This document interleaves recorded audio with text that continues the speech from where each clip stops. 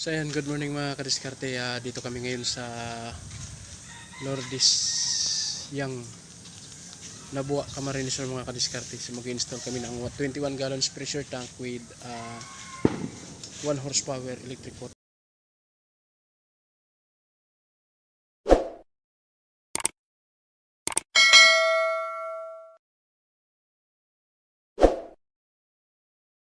Ito nga pala mga kadiskarte yung install na naming poso. Ayan, yan yung bahay na susuplayan mga kadiskarte. Yan mga kadiskarte, set up na natin yung fittings sa electric water pump. Yung PPR natin. PPR mga kadiskarte ginagamit ko dyan kasi pressure tank yan, so para iwas kupsit mga kadiskarte. Yan. Then set up na rin natin yung check valve to going water pump mga kadiskarte. Tamang higpit lang mga kadiskarte para hindi tayo mabasagan ng check valve kasi nababasag yan mga kadiskarte pag sobrang sikip na.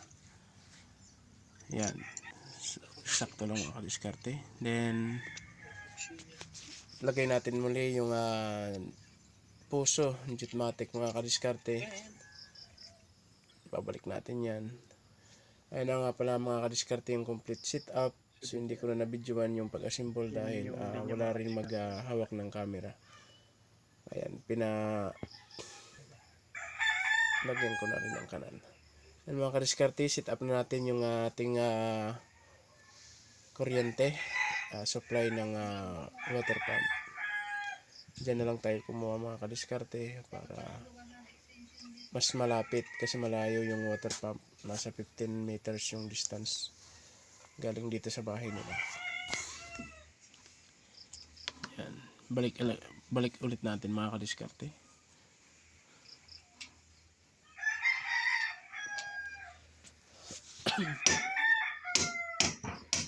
Then set up na rin natin mga kadiskarte yung circuit breaker. So yan. Pinakulang natin yan ng concrete nila mga kadiskarte. Okay. Napakatigas niyan mga kadiskarte. Kasi nawala yung bala natin ng barina. Ayan na. Set up natin yung kuryente mga kadiskarte ng supply. Okay. Then set up na natin mga kadiskarte yung connection sa pressure switch at electric water pump. Then yung main supply galing breaker to pressure switch mga kadiskarte.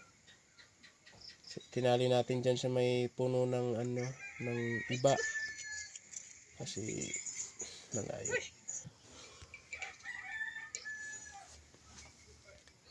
Ayan. Hindi ko na pinakita mga kadiskarte yung ibang setup kasi hahaba yung video at saka wala rin nagbibideo mga kadiskarte.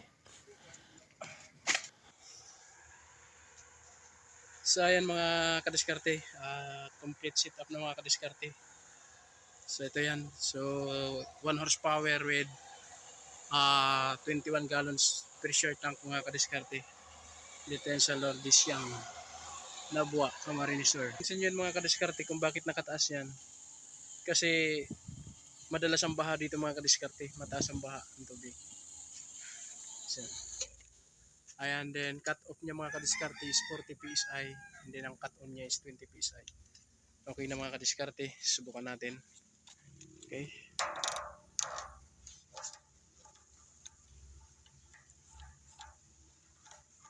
Tingnan natin kung mabagsik.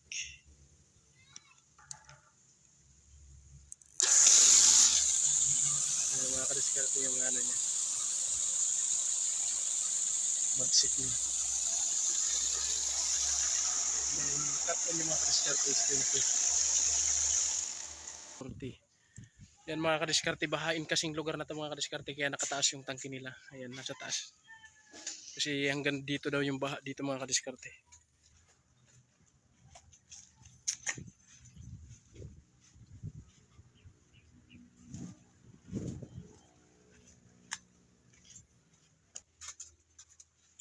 Subukan na natin. Subukan natin yung mga faucet mo. Kadumi.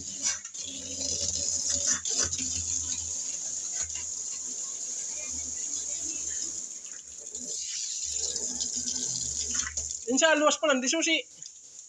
Di susi pala na. Tingnan natin.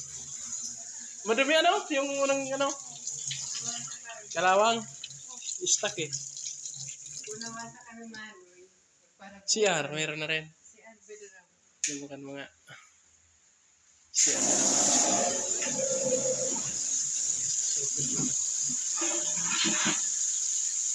na napakalakas niyan mga kadiskarte. Tingnan niyo naman. Itong circuit breaker niya. So yan, tapos na mga kadiskarte. Tapos na kayo mag-install dito sa Lordisyang. So tingnan niyo naman mga kadiskarte yung baha dito. Grabing baha mga kadiskarte. Ayan. So sa gusto magpa-install mga kadiskarte, PM nyo lang ako. So around Kamsur, Albay at Albay tapos Laguna mga kadiskarte. Nakita na Watakwin. So yan, so pauwi na mga kami kadiskarte. Salamat.